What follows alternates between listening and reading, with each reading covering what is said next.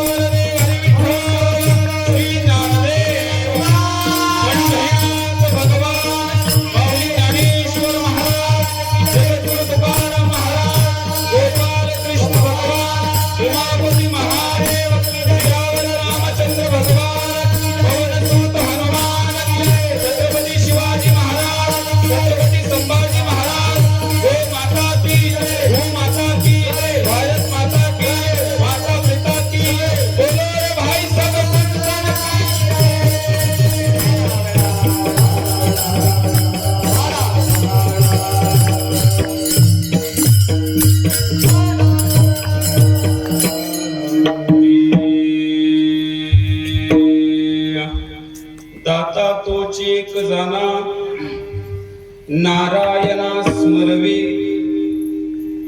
अनेक नाशिवंते काय न सरे हाय ज्याच्याने पांडुरंगा करो प्रथम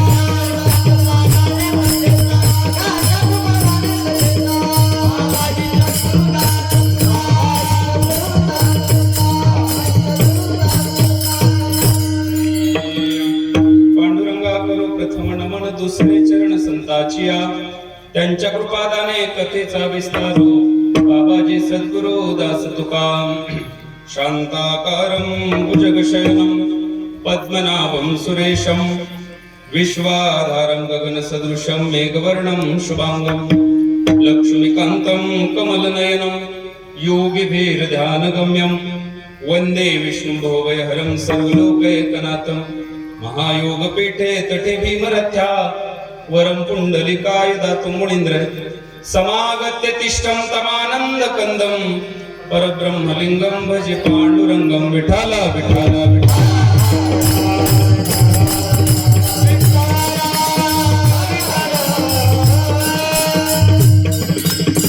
नमो सद्गुरु तुकया ज्ञानदीपा नमो सद्गुरु सच्चिदानंद रूपा नमो सद्गुरु भक्त कल्याण मूर्ती नमो सद्गुरु भास्करा पूर्ण कीर्ती अलंकापुरी पुण्यभूमी पवित्र तेथे नांदतो ज्ञान राजा सुपात्र तया ठविता महापुण्य राशी नमस्कार माझा श्री सद्गुरु ज्ञानेश्वरासी विठाला विठाला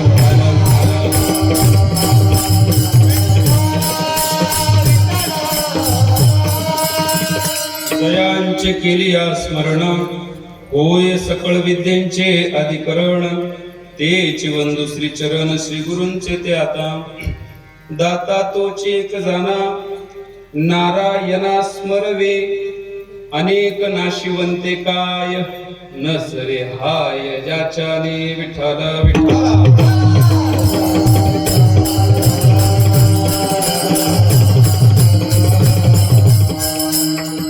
प्रस्तुत सेवेसाठी घेतलेला अभंग या भूतलावर जन्माला आलेल्या जड जीवांचा उद्धार करण्यासाठी आपला देह अखंड अविरत झिजविणारे आई कनकाई वडील बोलोबा जे राहणारे देहुनिवासी ज्यांना जगद्गुरु श्रेष्ठ श्रीमंत संत अशा अनेक पदव्या प्राप्त असणारे वैराग्यश परमूर्ती संत हृदय सम्राट संत शिरोमणी विश्ववंद्य विश्वभूषण महाराष्ट्र भूषण बाबाजी शिष्य जगद्गुरु तुकोबराय यांच्या गाथ्यातील असणाऱ्या एक उपदेशपर प्रकरणातील स्थितीपर संतपर प्रकरणातील असणारा हा 4 चरणाचा अभंग आहे विठाला विठाला प्रस्तुत अभंगाचा प्रतिपाद्य विषय असा आहे या अभंगामध्ये वर्णन करताना तुकोबराय म्हणतात दाता तोची एक जाना या जगामध्ये खरा दाता कोण आहे त्याचं वर्णन तुकोबराय या अभंगामध्ये करत असताना तो दाता दाता नाही जो धन संपत्ती देत असतो तो दाता दाता आहे जे दिल्यानंतर परत कधीही सरत नाही न सरे अनेक न सरे हाय ज्याच्या आपल्या अंतकरणातली आसच मिटून जाणारं धन जे देतात ते संत आहे देणारा देव आहे आणि देणारे आपणही आहोत पण तिघांच्या देण्यामध्ये एक वेगळ्या प्रकारचा फरक आहे या पोटीमध्ये सर्वोच्च क्रमांकाचं देणं हे फक्त आणि फक्त संतांचं आहे विठ्ठल विठ्ठल विठ्ठल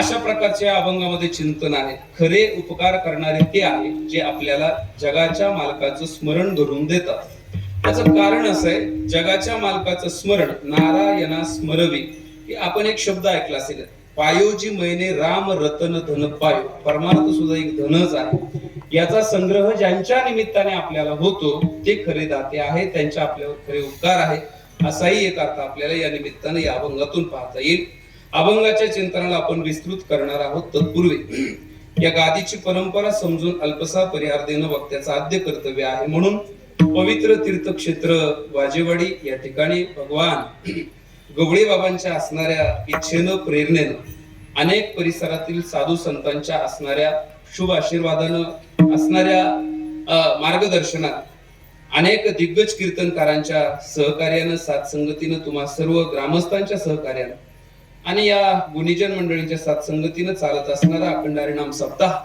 प्रतिवर्षी पार पडत असताना भगवान गवळी बाबांच्या समोर मी संतांना सुद्धा भगवान का म्हणतो आपल्या लक्षात आलं असेल. देव ते संत निमित्त त्या प्रतिमा. काही कार्याच्या उद्देशाने देवाचाच अवतार या ठिकाणी भूमीमध्ये होत असताना संत ही उपाधी ते घेऊन येत असतात. म्हणून भगवान गवळी बाबांच्या दरबारामध्ये याही अगोदर अनेक वेळा सेवा प्रस्तुत करण्याची संधी तुम्हा सर्व ग्रामस्थांनी माझ्या वाट्याला दिलेलीच आहे. तरी सुद्धा याही वर्षी या सप्ताहाचं आयोजन नियोजन झाल्यानंतर तुम्हा समस्त ग्रामस्थ वाजेवाडीकरांनी माझ्या वाट्याला ही सेवा सुपूर्त केली. आजचा चौथा दिवस या ठिकाणी या सेवेचा आहे. बरोबर आहे का? चौथ्या दिवसाची असणारी 7 ते 9 ची सेवा या ठिकाणी माझ्या वाट्याला प्राप्त झाल्यानंतर ही सेवा भगवान पंढरीश पांडुरंग परमात्म्याच्या चरणी समर्पित करत असताना सेवेला साथसंगत देण्यासाठी उपस्थित सर्व आदरणीय गुणीजन मंडळी, श्री हरिभक्तीपरायण आपल्या गावातील असणारं वैभव मी नेहमी सांगत असतो. परमार्थिक क्षेत्रात आपला एकही व्यक्ती असू द्या गावातला, ते गावासाठी फार मोठं वैभव आहे. विशेष म्हणजे मी असं म्हणेल की संप्रदायातून जर तो माणूस मोठा असेल तर निश्चितच ते गावाचं भाग्य आहे. असे असणारे श्री हरिभक्तीपरायण कीर्तनकार मृदुंगाचार्य अक्षयजी महाराज वाजे त्यांनाही या ठिकाणी धन्यवाद देतो. त्याचबरोबर या ठिकाणी गायनाचार्य श्री हरिभक्तीपरायण वैभव महाराज, गायनाचार्य श्री हरिभक्तीपरायण कार्तिकजी महाराज, त्याचबरोबर ओम नमो जी अध्याय बरं का, जी बी लावून टाकला कार्तिकजी महाराज. या जी मध्ये सुद्धा थोडं पार्लेजीचा जी नाही, हा नमोजीचा जी आहे. आणि म्हणून या ठिकाणी महाराजांना सुद्धा खूप खूप धन्यवाद. त्याचबरोबर या ठिकाणी माझ्या पाठीमागे उपस्थित असणारे सर्व विद्यार्थी, श्री नवनाथ वारकरी शिक्षण संस्था निमगाव वाघा या ठिकाणचे संस्थापक विठ्ठल महाराज फलके यांचे सर्व हे विद्यार्थी आहेत.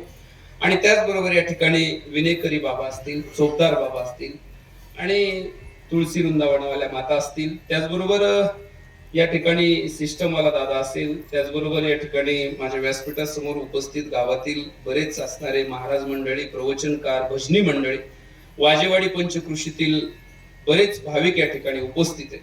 पाबळहून सुद्धा काही मंडळी या ठिकाणी उपस्थित आहे. त्याचबरोबर या ठिकाणी नरसळेवाडीहून काही मंडळी उपस्थित आहे. कोण कोण उपस्थित आहे ते मी पुढे उल्लेख करेलच. अर्थातच मी असं म्हणेल की उल्लेख असा करेल की माझ्या माऊली ज्ञानोबा नावामध्येच सगळ्यांची नावं असतील.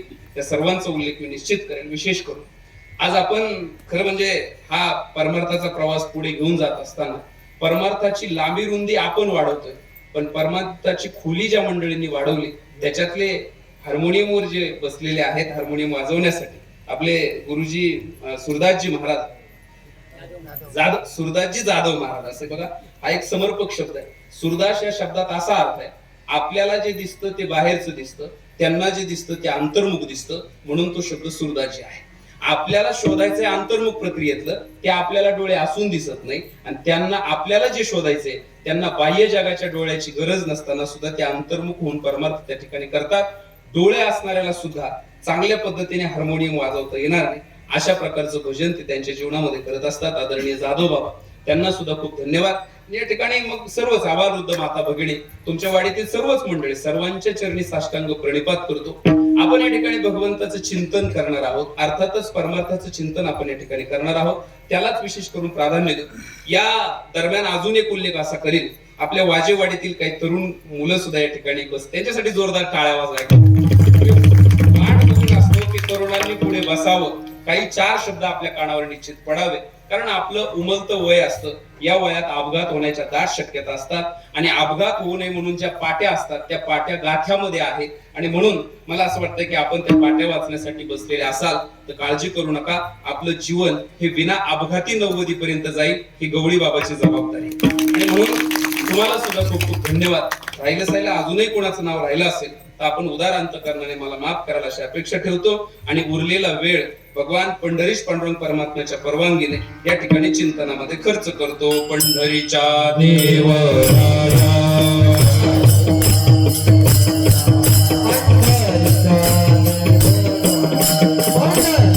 पंढरीच्या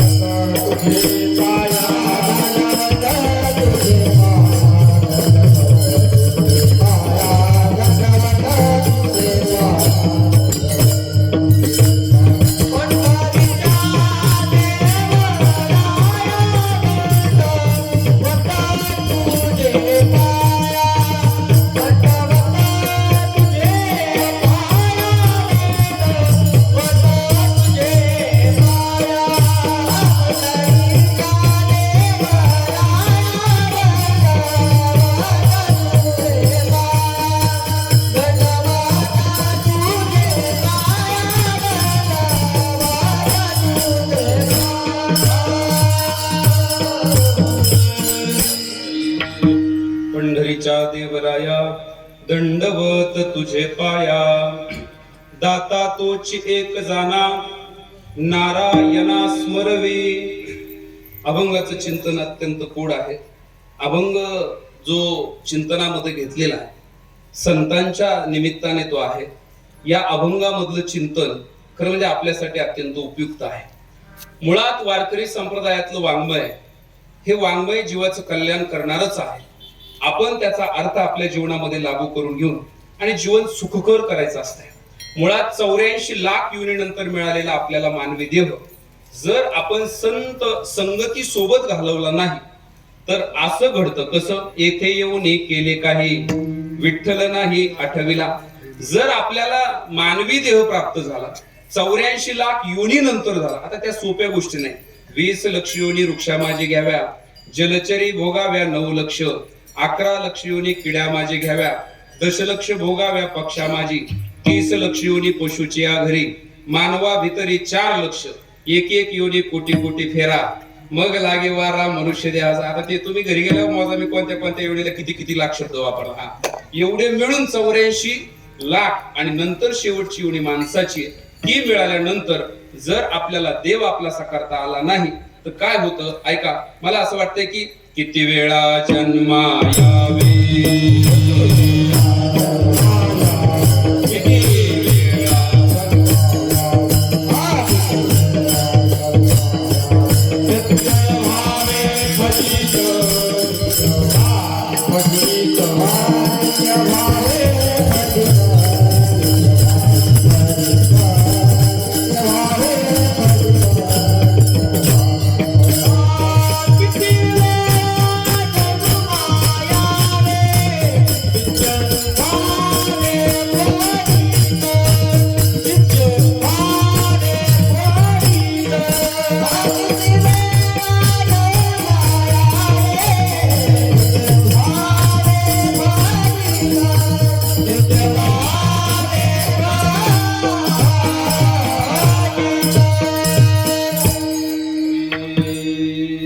किती वेळा जन्मायावे, नित्य भावे फजित विठ्ठल विठ्ठल.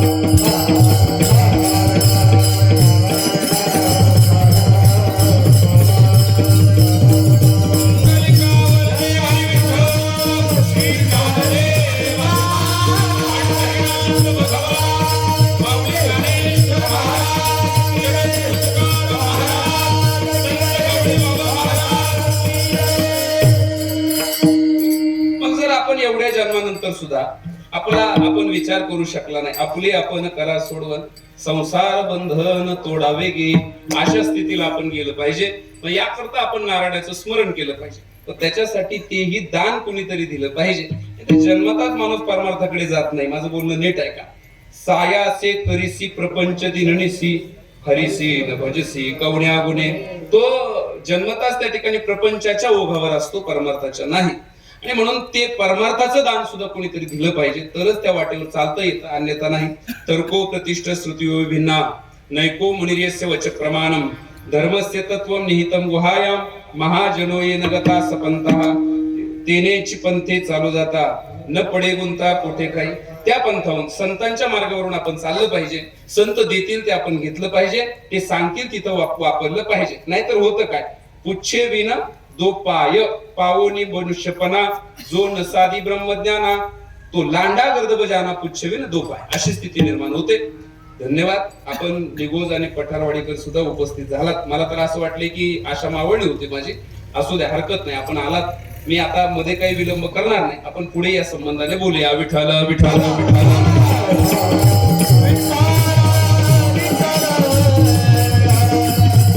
आपण जे काही जीवन जगतो ते देण्यातून आहे आणि अगोदर द्यावं लागतं. पण द्यावं लागतं देवाला सुद्धा, द्यावं लागतं मानवाला सुद्धा आणि द्यावं लागतं साधूला सुद्धा. देण्यातून सगळं काही चालू असतं. सप्ताह चालू असेल तर कोणीतरी काहीतरी देत असते, म्हणून सप्ताह चालू असतोय. मी तर असं म्हणेन, श्वास देऊ नका. मला असं वाटतं 10व्या दिवशी मला तुम्हाला तारीख द्यावा लागेल. नाही कळलं का माझं म्हणणं? श्वास देऊ नका. म्हणा बरं, मी माझा श्वास सोडणारच नाही, दाबूनच धरीन. धरा दाबून, मी बघा 10व्या दिवशी येतो का नाही. बाकीचं कळलं तुम्हाला. मला असं म्हणायचं, द्यावं लागतंय. अगोदर जर दिलं नाही तर तसं मिळत नाही. पण मला असं म्हणायचंय, देण्यातून हा संसार चालत असतो. पण इथं दाता तोची एक जाणा. दाता हा शब्द जर सोडवायचा असेल तर दान देणाऱ्याकडे अगोदर दान देण्याचं सामर्थ्य असलं पाहिजे, तर त्याला दाता म्हणता येतं. बर, ठीक आहे. मग दान देणाऱ्याकडं दान देण्याचं जर सामर्थ्य असेल तर त्याच्यामध्ये पहिल्या कोटीला आपण देवाचा विचार त्या ठिकाणी करू शकतो. ऐका यशस्वी औदार्य, ज्ञान वैराग्य ऐश्वर्य हे 6 ही गुणवर्य असती जेत, तो सर्व बाजूने महाराज परिपूर्ण आहे. माफ करा, व्यासपीठ चालक महाराजांचं नाव तर मगाशी राहूनच गेलं. आपल्यालाही खूप खूप धन्यवाद. मी असं म्हणेल की ऐका यशस्वी औदार्य, ज्ञान वैराग्य ऐश्वर्य असं सगळं हे 6 ही गुणवर्य वस्तीजेत. हे 6 गुणांनी संपन्न फक्त एकच आहे, तो म्हणजे विटेवरचा मालक आहे. आणि तो जगामध्ये सगळ्यात मोठा दाता आहे असं मी म्हणत नाही. मी तर असं म्हणेल, मला असं वाटतंय, ऐका, विटेवरी ज्याची पाऊले समान तोची एक दान.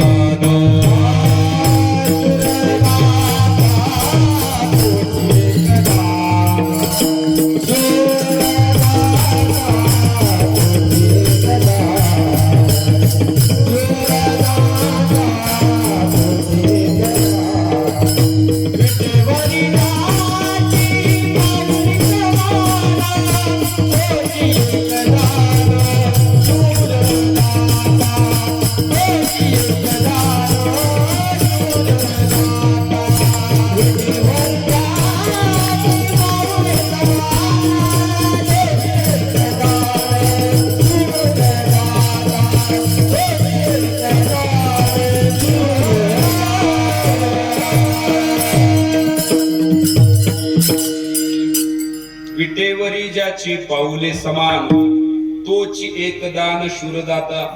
देवा इतका जगामध्ये मोठा दाता कोणी नाही. देव देत असतो आणि तो देणाराच आहे, परंतु संतांमध्ये त्याच्यामध्ये फरक आहे. विटेवरी ज्याची पाऊले समान तोची एक दान. बरं, इकडे कसा शब्द आहे, दाता तोची एक जाना. हे दोन्हीला आता जुळवायचंय, परंतु देवाला माघार घ्यावी लागेल. कारण अभंग आजचा जो आहे तो संतांसाठी आणि प्रमाण जे दिलं ते देवासाठी. पण जरी देवाचं देणं काही थोडं नाही, देवाचं देणं एवढं अजब आहे.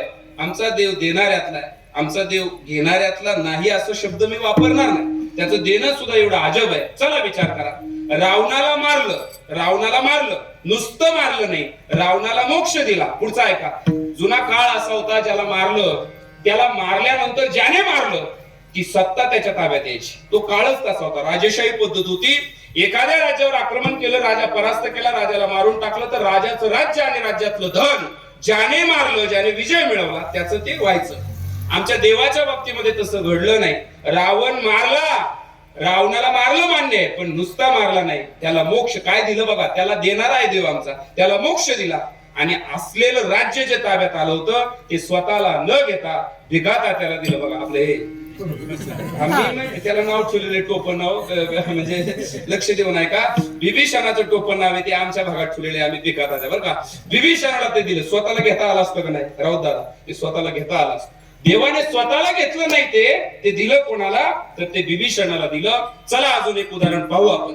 कंसाला त्या ठिकाणी आतताईपणामुळे निश्चित आमच्या देवाने मारलं, कंसाला मोक्षही दिला, पण कंसाचं राज्य जे प्राप्त झालं होतं ते माझ्या देवाने घेतलं नाही. त्याचा बाप उग्रसेन जो आहे त्याला त्या गादीवर बसवलं आणि ते त्याला देऊन टाकलं. माझ्या देवाने ते घेतलं नाही. पुढचं वाक्य सांगतो, जरा नीट ऐका.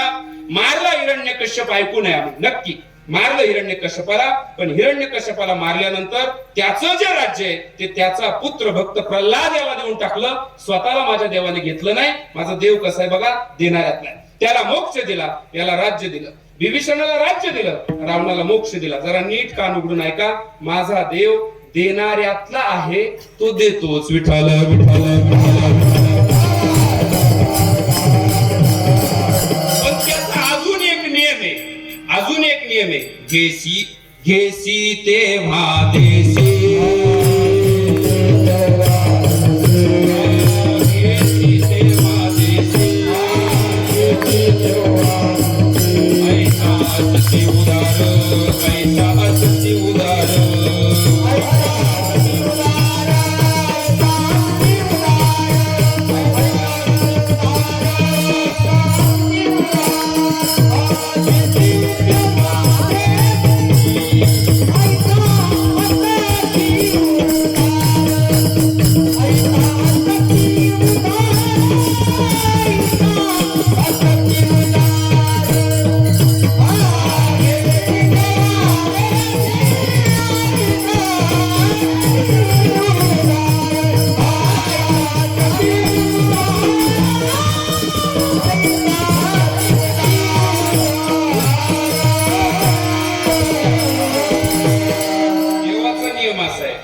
घेसी तेव्हा देसी.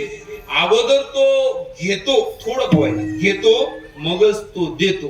श्वास अगोदर आपण देतो, मग तो आपल्याला जगवतो. अजून एक बोलू का? एका बीजा केला नाश, मग भोगिले कनिश. आधी तो घेतो, मग देतो. चला उदाहरण देऊ. सुदामजीकडून मुठभर काय घेतले?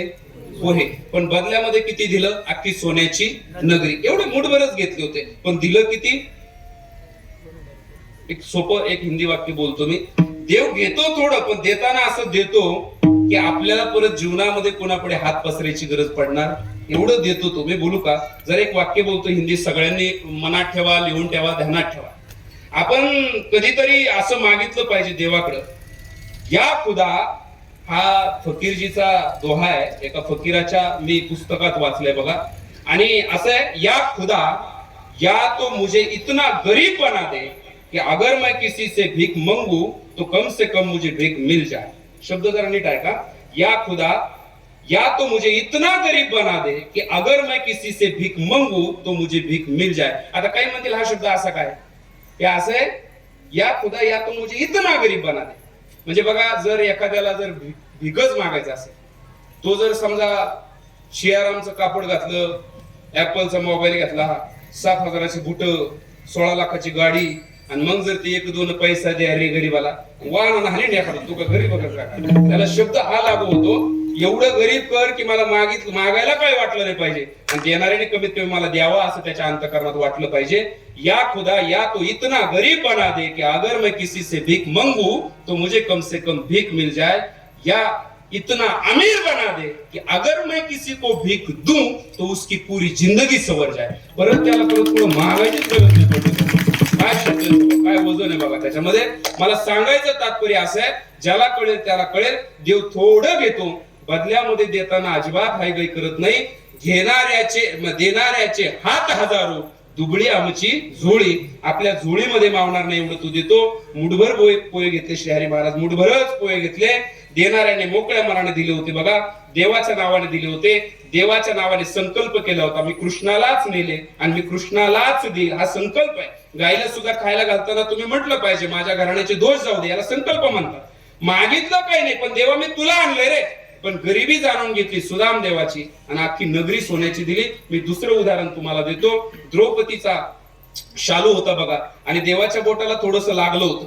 देवाच्या बोटाचं रक्त पाहिलं आणि देवावरची अतिप्रीती समोर आली. नवा असणारा शालू तिनं तो फाडला आणि चिंदी कृष्णाच्या बोटाला त्या ठिकाणी बांधली, आणि देवाने त्याची जाण ठेवली. शक्यतो बाई माणसाचा जीव हा सोन्यातून साडी जास्त असतो, त्यातले त्यात तिचा आवडती साडी होती, तरी तिनं फाडली. असू द्या, तुमच्यासाठी मुद्दाम सांगितलं मी.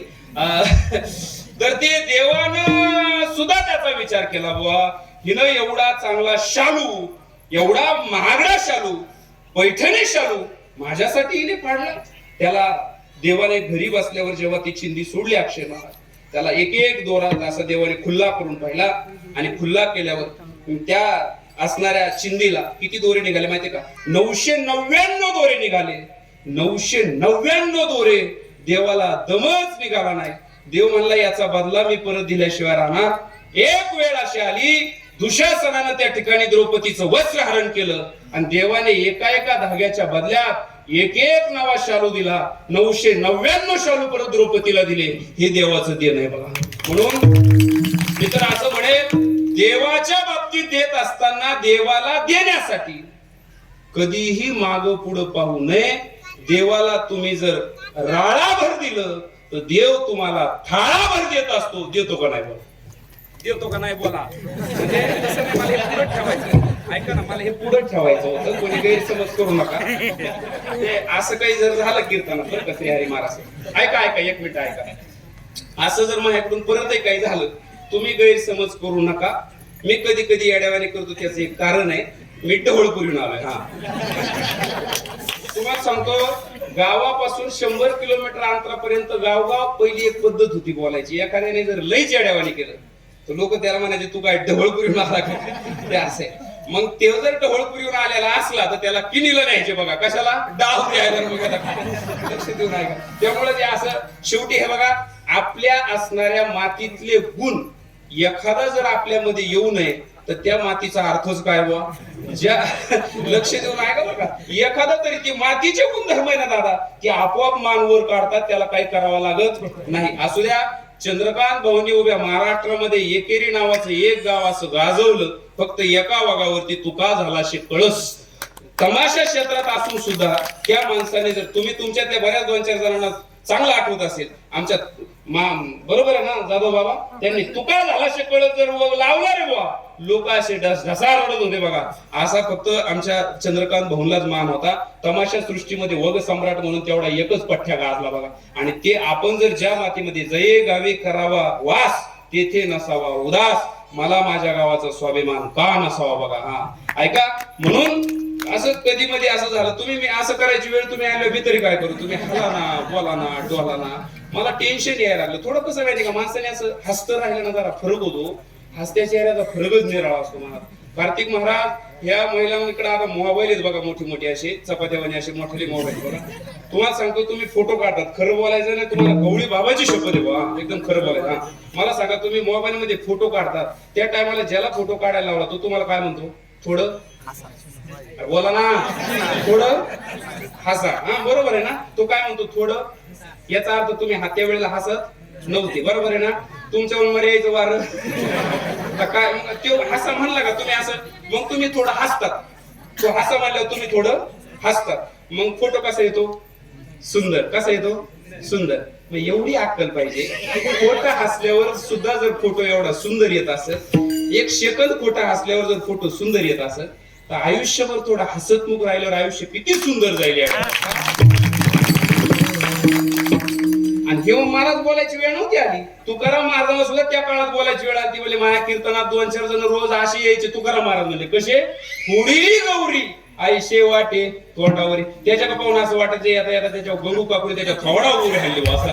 तो म्हणजे इतकं तुकोबरायला सुद्धा बोलावं लागलं, मला का नाही. म्हणून असं जरा बोलतो होत चला, म्हणजे माझी लिंक तुटणार नाही. विठ्ठल विठ्ठल विठ्ठल.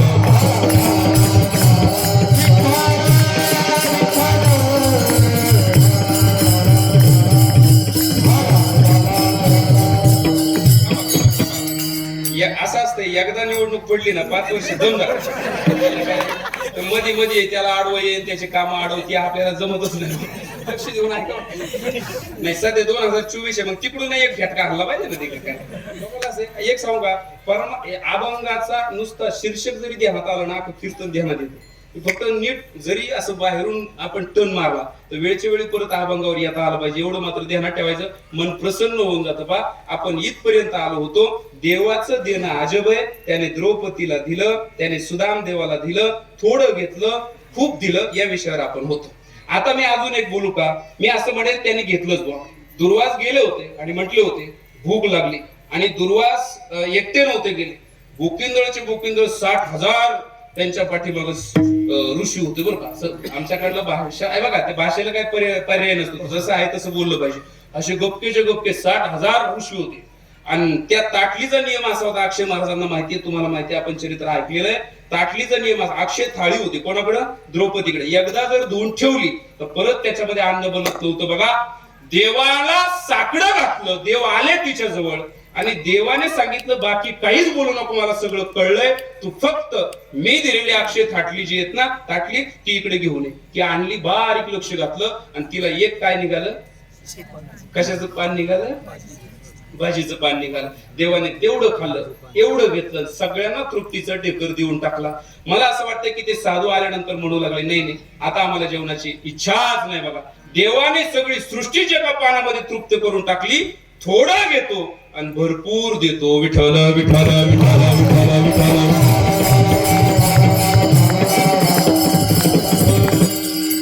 पण झाला असा प्रकार, वाजेवाडीतली कौसा काकू उठली मला म्हणली, ऐका एखादी बसून राहते, ऐका. कौसा काकू उठली मला काय म्हणले माहिती का श्रीहरी महाराज? ती मला असं म्हणली, महाराज सुदाम देवाला दिलं मला काय, द्रौपदीला दिलं मला काय, विभीषणाला दिलं मला काय, प्रल्हादाला दिलं मला. मी म्हणलं तू थांब जरा, तुला काय दिलं ते मी सांगतो. आपल्याकडे सुद्धा बरं, आता इथं बरेच जण बसलेले, त्यांचं म्हणणं असं आहे, हे त्यांना दिलंय, आमचं काय, आम्हाला द्या, आम्हाला दाखवा की आम्हाला काय दिलं. आपला प्रॉब्लेम असा आहे, देवाने आपल्याला भरगच्च दिलंय. अडचण एक आहे, जे दिलंय ते आपल्याला ओळखण्याची नजर नाही, हे दुर्दैव आहे. तुझं आहे तुझं पाशी, परी तू जागा चुकलाशी. देवाने दिलंय भरपूर, मी दाखवून देतो. मला एक सांगा, आपण जर बाजरी पेरली, एक दाणा जर आपण पेरला आणि 3 महिने जर रक्षण व्यवस्थित केलं, 3 महिन्याने एक दाणा अगोदर त्या काळ्या आईने घेतला, म्हणजे निसर्गाने घेतला, म्हणजे देवाने घेतला, एक घेतलाच ना. पण अगोदर तुम्ही जर म्हणले तो एकच देणार नाही तर कनिश येणार? कनिश येईल का मला सांगा? जर तो एक असणारा बाजरीचं बीज एका बीजा केला नाश, ते एक बीज द्यायला जर नकार दिला, कनिश येणार नाही. अगोदर एक बीज द्या आणि 3 महिन्याने ते कनिश सोला, एका कागदावर ते दाणे घ्या आणि ते दाणे मोजा. जगाच्या पाठीवर तुम्हाला कळेल, 3 महिन्याने त्या एका बियापासून, एका बाजरीच्या बियापासून आलेल्या कणसाला जर कोरडवाहू सारखं रान असेल, हलकं रान असेल, तर त्या कणसाचं ऍव्हरेज कमीत कमी 1700 दाणे इतकं निघतं. आणि जर चांगली भरगच्च काळीची आणि हिरवीगार शेती असेल तर 2200 इतकं ऍव्हरेज निघतं. जगाच्या पाठीवर आजपर्यंत 3 महिन्यामध्ये एका दाण्याचे 2100 पट बेनिफिट देणारी एकही पतसंस्था आपलं हे. ते न बोलले तरी बरं होईल महाराज. बरं, विषय बदलून घेतो, आपल्याला काय करायचं महाराज, असू द्या. अशी एकही बँक सध्या तरी पृथ्वी तलावर उपलब्ध. कसं आहे महाराज, तुम्हाला बी सांगून ठेव, सध्या जे चाललं का 3 नाडी पकडायची लोकांची, मग ते त्याला आळस नाही बघा. लय जणांनी आता ते बोलन मी नंतर, काहींनी 10 वर्ष नाहीच बा पंक्ती तोंड फिरवलं, एक खटी वसुली झाली. आता काय, त्याला काही इलाजच नाही, लक्ष देऊ नाही का? एवढं देव देतो, मग देवाने कमी दिलं का? तरी कौसा काकू म्हणले, तू काही सांगतो ते कणसाला दाणे येतेच हाती, आता काय करावं, कारखाना आहे का काय? मग ऐका ना, शेवटी नाही इलाजाने मला पुन्हा सांगावं लागलं. बरं, ते तुला मान्य नाही. मला एकच विचारायचंय काकू, तुला जे शरीर प्राप्त आहे, प्रमाणावर ध्यान ठेवा, तुला जे शरीर प्राप्त आहे ते शरीर तू एखाद्या कारखान्यातून विकत आणलं तर तुला देवाने दिलं? हे आपलं शरीर आपल्याला कोणी दिलं? देवाने दिलेलं.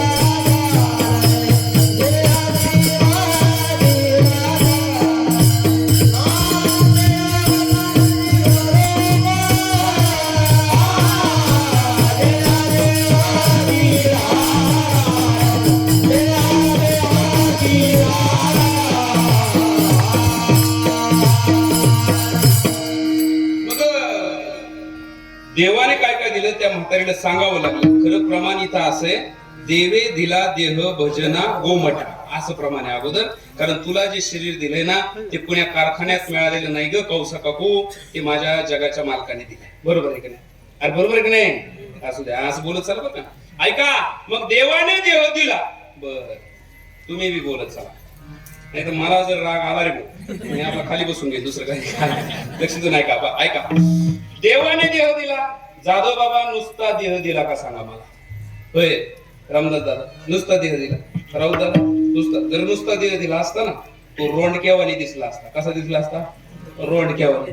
नुसता देह नाही दिला, प्रमाण आहे त्याला. दिले इंद्रिय, हातपाय, कान, डोळे, मुख, बोलाया वचन, जेने तू जोडशी नारायण. आहे की नाही? शब्द कसे आहेत बघा बरं का.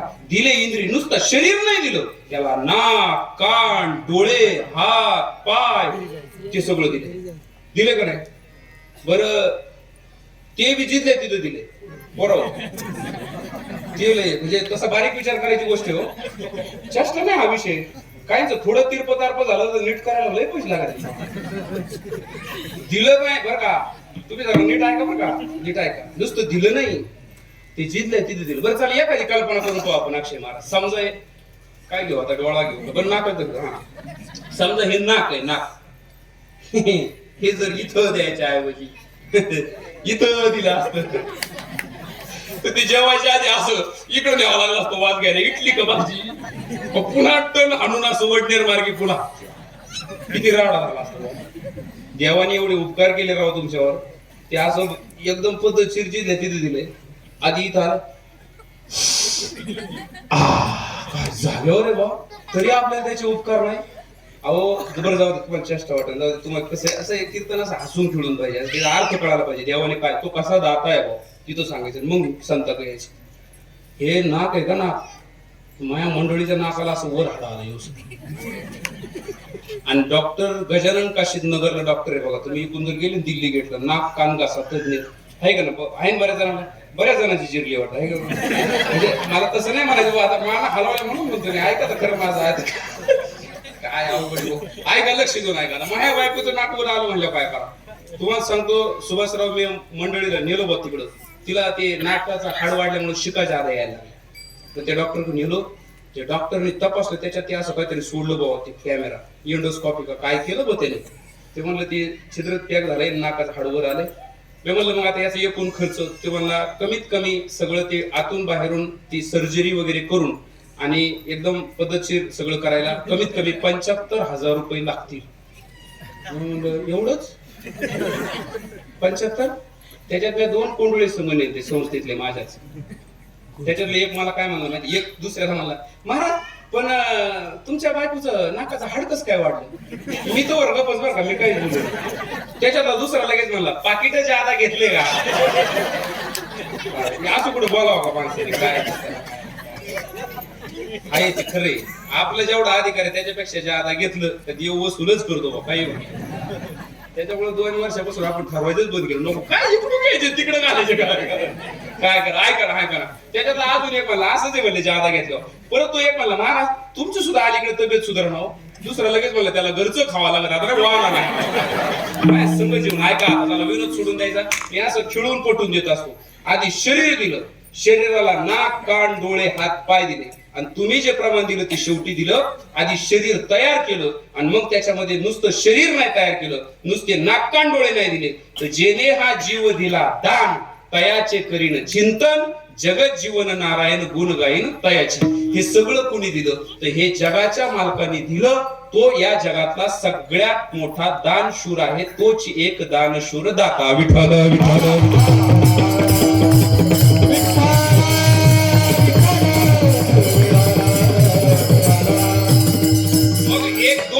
मी सांगितले होते, एक दाता ऐका, एक दाता विटेवरचा मालक आहे, आणि दुसरा दाता या जगामध्ये कोण आहे, तर या जगामध्ये दुसरा देवापेक्षाही वरचढ दाता कोण असेल तर ते संत आहे. त्या अभंगाच्या पहिल्या चरणात दाता तोच एक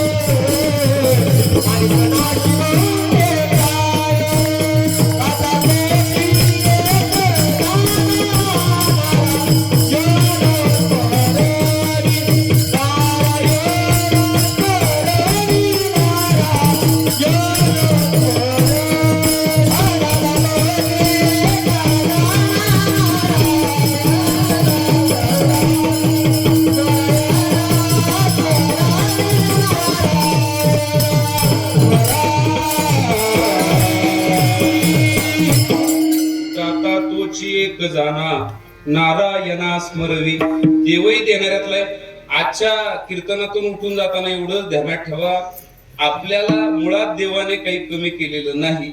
मी पहिलं वाक्य बोलतो ते नीट ऐका. आमच्या ढवळपुरी फाट्यावरती रानमळ्यात मळई अशी वस्ती आहे आणि तिथं सूरज वावळ नावाच्या मुलाला, अन्वी वावळ नावाची मुलगी आहे. 2 वर्षाची असताना तिला स्पायनल मस्क्युलर अट्रॉफी नावाचा आजार डॉक्टरने डिक्लेअर केला. शरीराला मेंदूतून ऑर्डर होत नाही असं मराठीत त्या आजाराचं नाव आहे. तर हातपाय हलत नाही आणि आई वडील फार मुलासाठी नेहमी आई वडिलांची जागा फार देवाप्रमाणे असते. त्यांनी प्रचंड प्रयत्न केले. डॉक्टरने असं सांगितलं, हिला जर हा आजार बरा करायचा असेल तर न्यूरोलॉजिकल डिसऑर्डरच्या माध्यमातून हिला एक इंजेक्शन द्यावं लागतंय जे भारतात तयार होत नाही, ते अमेरिकेतून बोलावं लागतंय आणि त्या एका इंजेक्शनची किंमत 16 करोड रुपये त्या एका इंजेक्शनची किंमत होती. 16 करोड. मी गवळी बाबाच्या समोर आहे, माझ्या व्हिडिओ आणि सगळ्या फुटेज याच्यामध्ये आहे. तर 16 करोड म्हणजे किती? 1600 लाख एवढी रक्कम ते ATG 12 ATG शासनाने लगेच त्यांच्या अकाउंटला देऊन टाकला आणि त्यांनी बूथ लावले. लोकांनी सुद्धा दान केलं. त्यावेळेला मला कळलं की सत्ययुगातले दाते आज 2024 मध्ये सुद्धा 100% जिवंत आहे, फक्त आपण त्यांच्यापर्यंत पोहोचलो. तर मला एक सांगायचंय, तिला आयुष्य सुरू करायला 16 करोड रुपये मोजावे लागले आणि आपल्याला आजपर्यंत जर एकाही गोळीची गरज पडली नसेल तर जगामध्ये आपण देवाचे सगळ्यात लाडके एवढंच देवाला म्हटलं पाहिजे. मी तर म्हणेल मंदिरात प्रत्येक वेळेला मागायला नका जात जाऊ.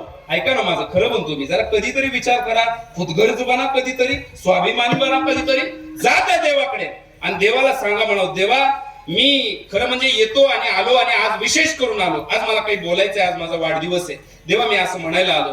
हे देवा, मी आज काही मागायला नाही आलो देवा, मला आज कीर्तनात कळलंय की तुम्हाला काय काय दिलं. देवा तुम्हाला जे दिलं ना ते मला पैशाने विकत न भेटणारं दिलंय, म्हणून देवा मी मागायला नाही आलो, जे दिलंय ना त्याचे कोट कोट आभार मानायला आलो. माझे आभार मानलं पाहिजे ना. वाढदिवसाचा अर्थच तो आहे की तू जे दिलंय ना तेच समाधानी राहा. आपल्याला जर आजार नसेल, आपली मुलं बाळ संस्कारित असतील, आपल्या कपाळाचं कुंकू आबादित असेल, आपल्या आईवडिलांचा आशीर्वाद ज्वलंत असेल, आपल्या गळ्यामध्ये तुळशीची माळ असेल आणि आपल्या तोंडामध्ये देवाचं नामस्मरण असेल, तर तुम्ही जगातले श्रीमंत आहात, कशाचीच कमी नाही. असं खुदगर्ज राहिलं पाहिजे. पण एवढं सगळं असून सुद्धा काही लोक म्हणतात जीवनामध्ये इंटरेस्ट नाही, मग तू मर, मी तू आज आवाज फुकट करतो, काय फुकट करतो. मी म्हणत नाही ना, घेतलंही पाहिजे, कुठेतरी दिलंही पाहिजे, मग देवाने दिलं. मग संतांच्या बाबतीमध्ये विचार करा, ते सुद्धा दानशूर आहे. घातला दुकान देती आलियाशी दान, संत उदार उदार भरले अनंत भांडार. मगाशी जे म्हणलं ना, मगाशी जे प्रमाण दिलं माहिती का, तोच एक दानशूर दाता, असा प्रमाण दिलं ना आपण. अजून एक प्रमाण दिलं, विटेवरी ज्याची पावले समान, तोची एक दानशूर दाता, असं पण दिलं. इकडे तेच लागून होतं, घातला दुकान देती आलियासी दान, संत उदार उदार भरले अनंत भांडार. पण आजच्या अभंगामधला दाता जगाचा मालक नाही, आजच्या अभंगातले दाता हे संत आहे. मग काही म्हणतील महाराज इथं कसं हो, देवापेक्षा संत मोठे का? त्याचं कारण सांगतो. देवाकडे गेल्यानंतर तुम्हाला जे जे, आता मी ज्याच्याबद्दल बोललो, नाक कान डोळे हात पाय पार शरीर, हे राहणार आहे का जाणार आहे? हे राहणार आहे का जाणार आहे? जाणार आहे. मग हे नश्वर आहे का अमर आहे? नश्वर आहे. आता नीट लक्ष देऊ, नाही का, आपण व्यवहारातलं जे धन मिळवतो किंवा मिळालं, परमेश्वराने दिलं, त्याच्या बाबतीमध्ये असं आहे, ते धन कधी ना कधी क्षय होणार आहे. त्या धनाला कधी ना कधी क्षय आहे.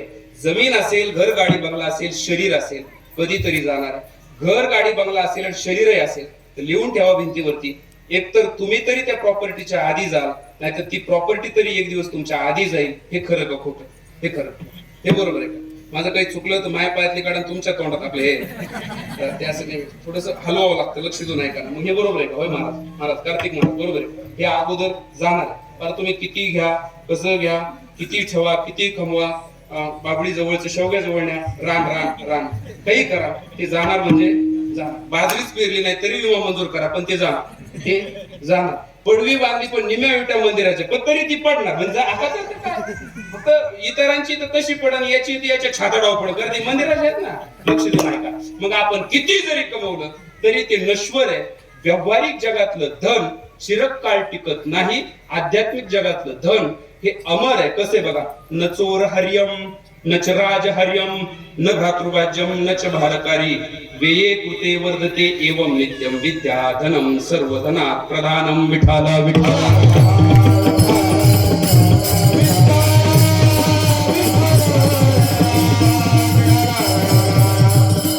किंवा याला अजून एक प्रमाण देता येईल राऊत दादा, असं प्रमाण देता येईल बघा, जरा नीट ऐका बरं का. मी जरी मधून मधून विनोद केले तर कधी कधी प्राप्त परिस्थितीनुसार मी आनंद घेत असतो. सगळ्या गोष्टी एका दोरीत जुळणं हे कधीतरी घडत असतं आणि त्याच्यात काही कोणाची चूक नसते, ते होत असतं.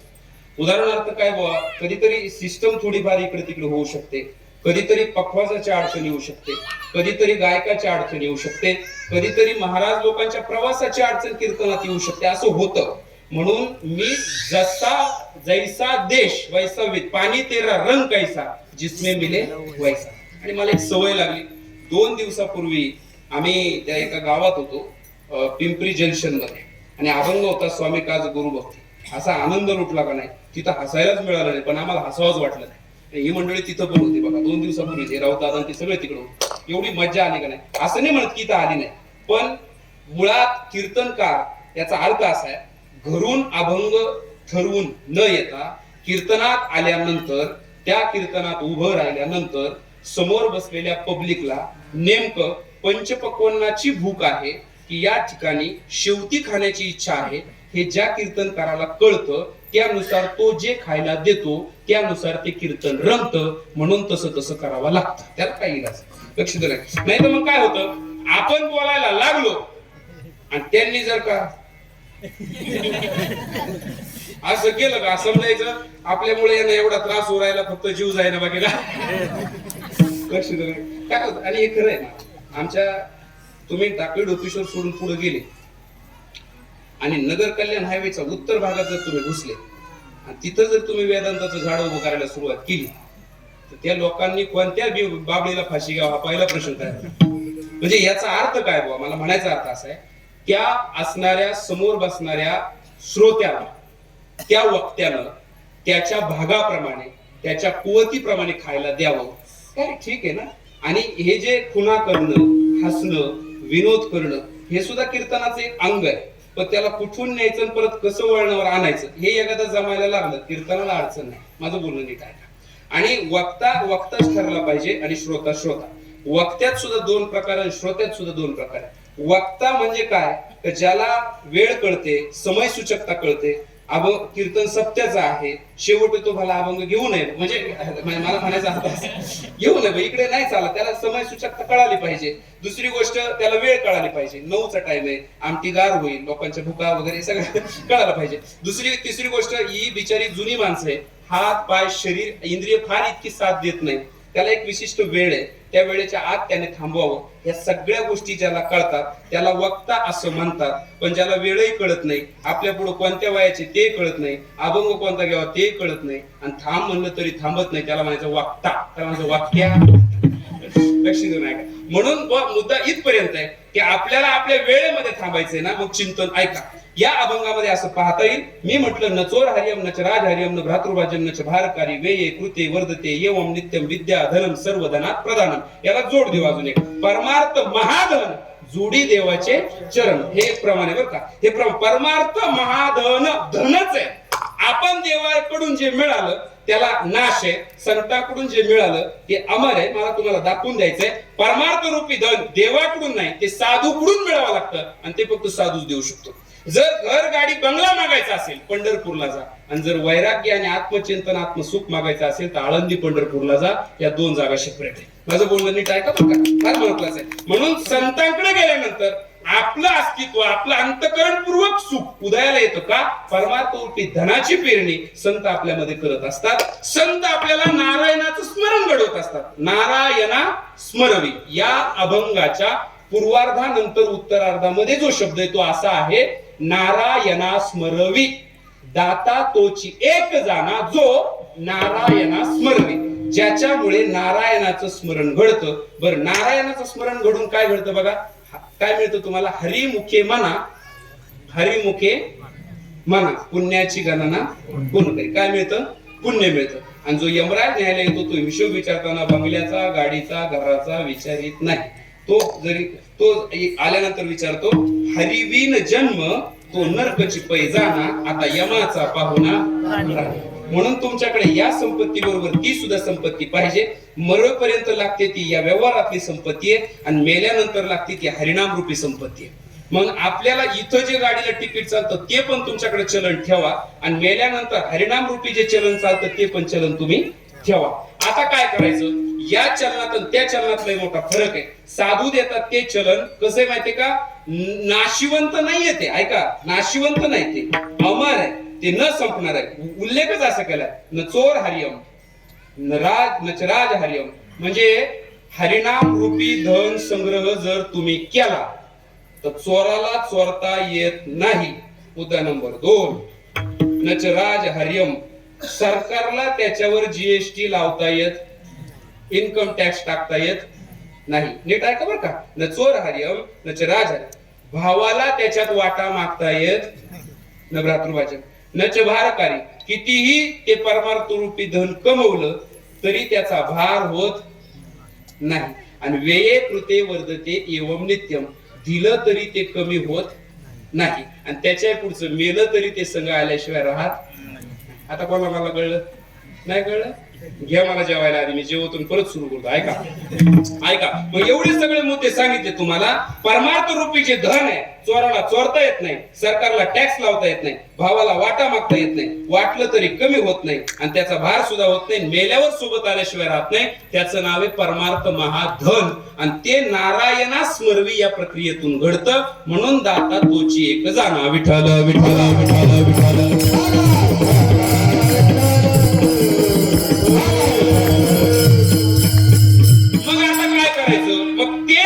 जे धन कधीच संपणार नाही ते जर मिळवायचं असेल तर जे धन कधीतरी संपणार आहे ते धन अशा ठिकाणी लावा की हे धन त्याच्यातून मिळालं पाहिजे. कळलं का नाही? नाही बरगड्या दुखायला लागल्या, कळलं का नाही? ऐका आता, ऐका, मी सांगतो तुम्हाला, हे जे धन आहे परमार्थ रूपी धन, हे नश्वर धनाचा व्यय करून परमार्थ रूपी धन प्राप्त करा. ते सोबत तुमच्या कायमस्वरूपी राहील. मेल्यानंतर दहावे दुवे घालायची गरजच पडणार नाही. आपुले आपण करा सोडून बस. जिवंतपणे या धनाचं दान केलं तर पुण्यरूपी धन प्राप्त होतं, आणि पुण्यरूपी धनाचं नावच आहे परमार्थ. माझं बोलणं कळतं ना? भगवंताची प्राप्ती. जरा लक्ष. मग खरा दाता कोण? तोड जोडायचं मशीन आहे तुमच्याकडे? नाही, मला काय कळलं. या अशी अडचण येते बरं का, नाही कळलं मग ब्रेक लागतो. मी एवढा जीव काढू काढू सांगतोय. माझं म्हणणं असे, देव देतो तेही नश्वर आहे, आणि आपण कमवतो तेही नश्वर आहे, पण संत देतात ते चिरंजीव आहे. हा मुद्दा मला इथे क्लिक करून द्यायचा आहे. याच्या करता आपण जे नश्वर कमवलंय, आज जर डोकं जागेवर येईल किंवा आलं असेल तर आपण उद्यापासून खरं म्हणजे थोडं थोडं जे आपल्याकडे आहे त्याच्यात द्यायला सुरुवात केली पाहिजे. आपल्या कुवतीप्रमाणे, यथाशक्तीप्रमाणे, पुढच्याच्या गरजेप्रमाणे आपण जर आपलं धन दान केलं तर त्या दानातून आपल्याला परमार्थ रूपी महाधन प्राप्त होणार आहे, एवढं आपल्याला कळालं पाहिजे. आता त्याच्या पुढचं वाक्य बोलतो, ऐका. जर तुम्ही तसं, आणि आपण जे काही कमवतो त्याच्यातला एक का व्हायना हिस्सा आपण धर्म कार्यासाठी खर्च केला पाहिजे. लोकांना दान शिकवावं लागतं, आणि काही लोक दान जाणून आहे. नीट ऐकून घ्या बरं. काहींना दान द्या असं शिकवावं लागतं, आणि काहींना दान द्या असं म्हणायची गरज नाही. माझ्या या भूमीमध्ये, माझ्या या महाराष्ट्राच्या, भारताच्या भूमीमध्ये हरिश्चंद्र राजानं खरं म्हणजे स्वप्नात राज्यदान केलं होतं, आणि अस्तित्वात विश्वामित्राला ते पोहोच केलं. ही कथा आम्ही ऐकून आहे. माझ्या या भूमीमध्ये शिबी राजाने दान केलं होतं. कपोत नावाच्या पक्षासाठी स्वतःची मांडी कापून वाहिली होती. आमच्या अजूनही ध्यानात आहे. माझ्या या भूमीमध्ये संपूर्ण सर्वस्व देवाने 3 पावलं जमीन मागितल्या बरोबर देऊ टाकलं होतं. त्या गड्याचं अजूनही नाव या पृथ्वीवरती जिवंत आहे. कारण आमची ताई आजही म्हणते, ओवाळताना भावाला, भगिनी म्हणते आमची, इडा पिडा जाओ बळीचं राज्य. म्हणजे दान करणाऱ्याची मालिकाच आहे आमच्याकडे. आणि कोरोनाच्या काळात सुद्धा रतन टाटांनी एका झटक्यात 1500 करोड रुपये दान केले होते, परिस्थिती नीट हाताळता यावं म्हणून. म्हणजे याच्यावर सरळ सरळ करते की एकाच वेळेला एकच व्यक्ती 1500 करोड रुपये देऊ शकतो. जणू काही त्या हरिश्चंद्र राजाने, त्या बळीनं कलियुगामध्ये रतन टाटांच्या रूपाने जन्मच घेतला. सोपी गोष्ट आहे, सोपी गोष्ट आहे काय का? म्हणून आपण सुद्धा या असणाऱ्या दानाचं महत्व जीवनामध्ये समजून घेतलं पाहिजे.